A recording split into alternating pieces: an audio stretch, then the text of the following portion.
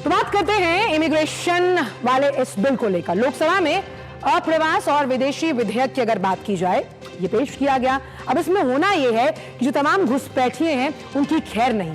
वो खैर इसलिए नहीं है क्योंकि 4 साल जो 4 पुराने कानून हैं उन्हें खत्म कर दिया जाएगा। अब जब कानून खत्म होंगे, नए कानून होंगे, तो सजा का भी कड़ा प्रावधान सामने आएगा। और वो सजा ये है कि 7 साल की कैद और 10 लाख तक का जुर्माना।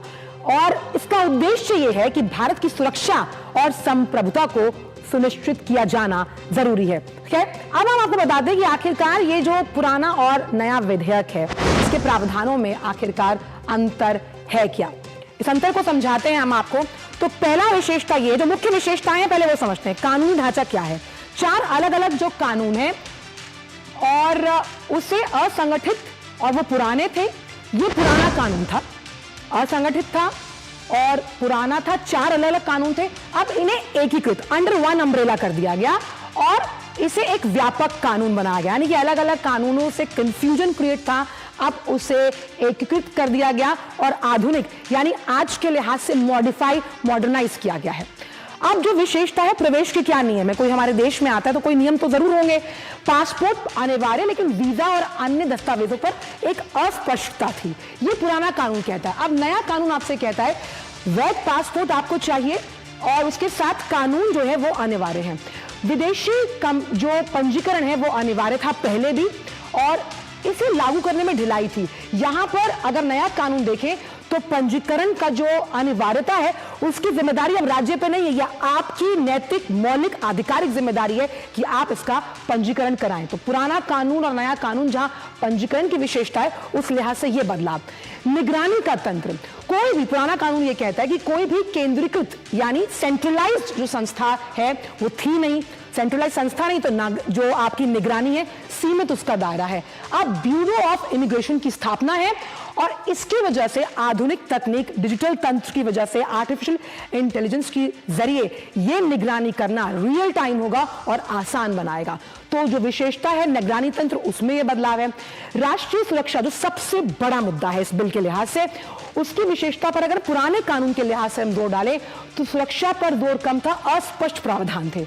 यहां देश की सुरक्षा और संप्रभुता को खतरे में डालने वाले अगर कोई भी फैक्टर्स हैं, कारक हैं, तो उन पर रोक लगाई जाएगी।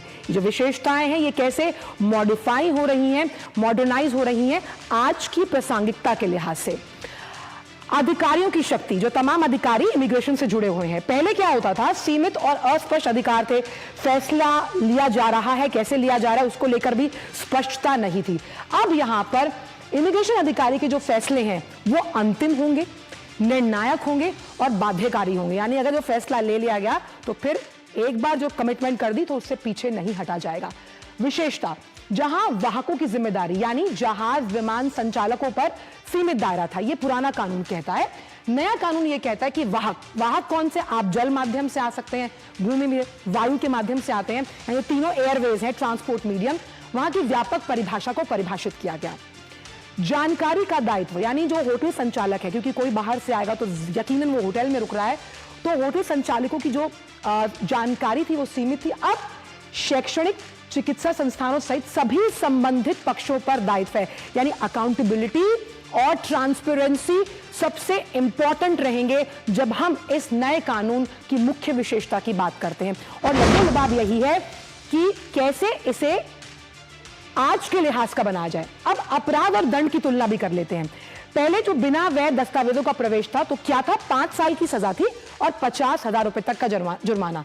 आज भी सजा 5 साल की है, लेकिन आपको अपनी जेब से 5 लाख रुपए का जुर्माना देना होगा अगर आप बिना वैध दस्तावेज, यानी कि जो आपके दस्तावेज हैं, जो कागज हैं, वो वैध नहीं है, पूरे नहीं है, तो आप तैयार हो जाइए 5 साल की जेल के लिए और साथ ही साथ 5 लाख रुपए का जुर्माना आपको देना होगा।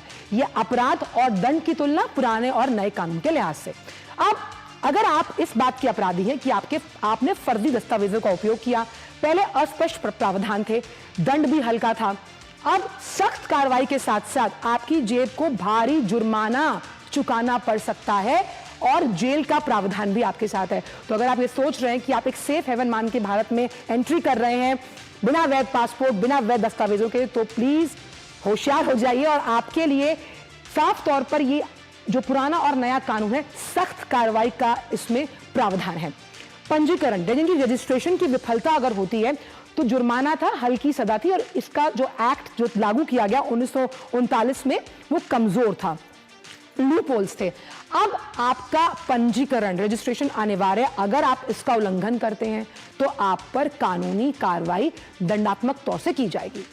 जैसे कि हमने विशेषता में बताया था, जो वाहकों द्वारा जानकारी नहीं दी गई, यानी कि जो वाहक हैं, जिस मीडियम ऑफ ट्रांसपोर्ट से आप ट्रैवल कर रहे हैं, उनकी जानकारी अगर सीमित थी पुराने कानून के लिहाज से, अब अगर आपने ये जानकारी नहीं दी तो आप समझ लीजिए कि वाहकों पर भी उचित कार्रवाई की जाएगी। यानी जहां जहां पुराने कानून में लूपहोल्स थे उन्हें दुरुस्त किया गया, चाक चौबंद किया गया, जो कि आज के भारत की जरूरत है। गिरफ्तारी का जो अधिकार है, पहले क्या होता था कि अगर पुराने कानून में सब इंस्पेक्टर या उसके ऊपर का जो अधिकारी है वो बिना वारंट के आपको गिरफ्तार कर सकते हैं अगर आपने ये तमाम जो पुराने अपराध हैं, जो पुराने कानून है, उनके तहत कार्रवाई नहीं हुई। अब हेड कांस्टेबल या उससे ऊपर का अधिकारी जो है वो आपको बिना वारंट के भी गिरफ्तार कर सकता है।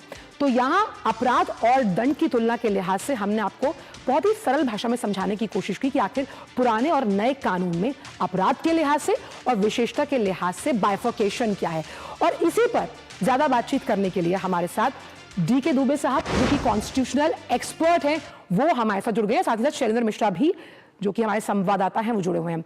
दुबे साहब, बहुत बहुत स्वागत है हमारे खास शो पर। पहला सवाल यह कि आखिरकार इस विधेयक की जरूरत भारत को क्यों पड़ी और कैसे राष्ट्रीय अखंडता और संप्रभुता को सुनिश्चित करने में यह कारगर साबित होगा?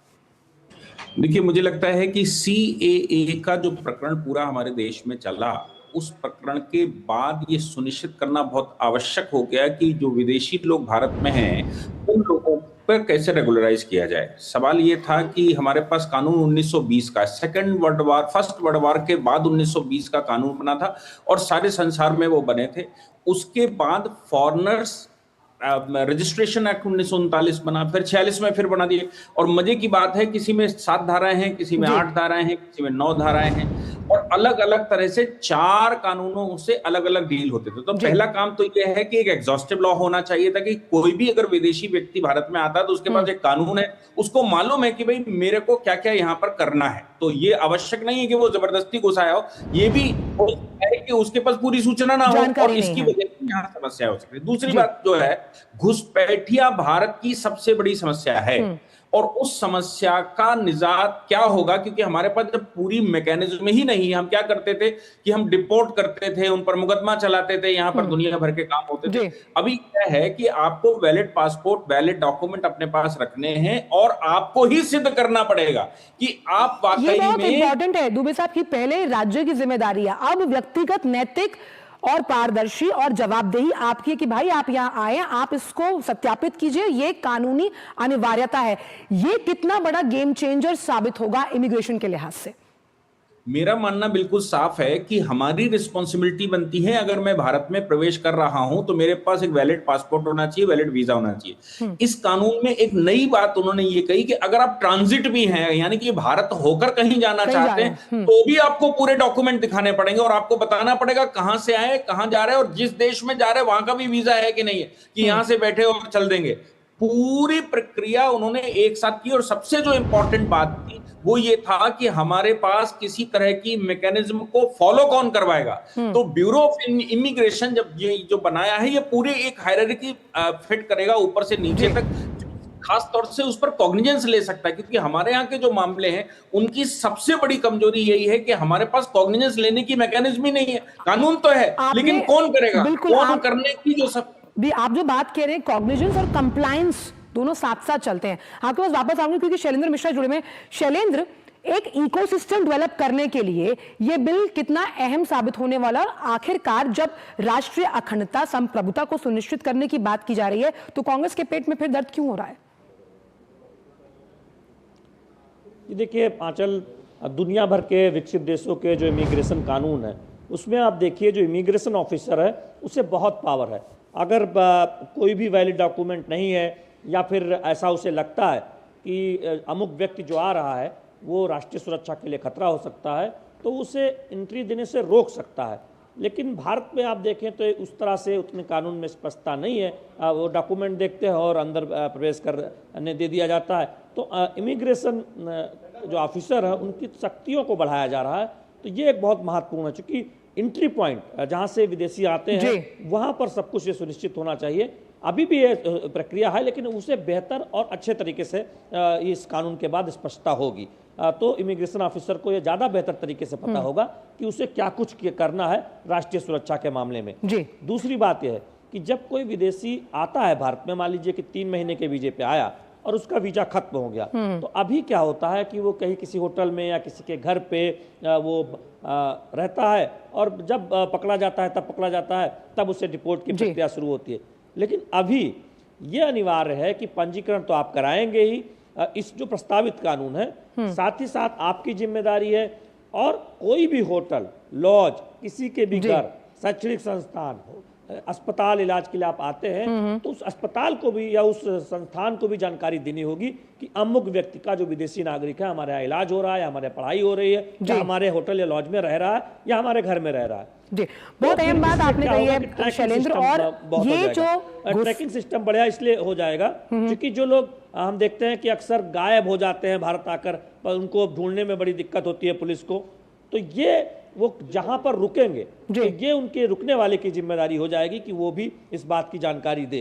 तो ये बहुत महत्वपूर्ण है। बिल्कुल, ये जो इकोसिस्टम इसको मजबूत बनाने के लिए तमाम जो कमजोर कड़ियां जिस भी स्तर पर हैं उन्हें दुरुस्त किया जा रहा है, उनके नट कसे जा रहे हैं। आप दोनों का ही बहुत बहुत शुक्रिया इस पूरे मुद्दे पर जानकारी देने के लिए। तो साफ तौर पर ये जो बिल है ये किस तरह से घुसपैठियों की समस्या को बहुत हद तक खत्म करेगा, और उसके साथ साथ जब हम भारत के सर्वांगीण विकास की बात करते हैं उस लिहाज से भी बहुत अहम साबित होगा। फिलहाल वक्त एक छोटे से ब्रेक का न्यूज़ पंच में, और आकर बात करेंगे बिहार में बढ़ती हुई राजनीतिक सरगर्मियों को लेकर।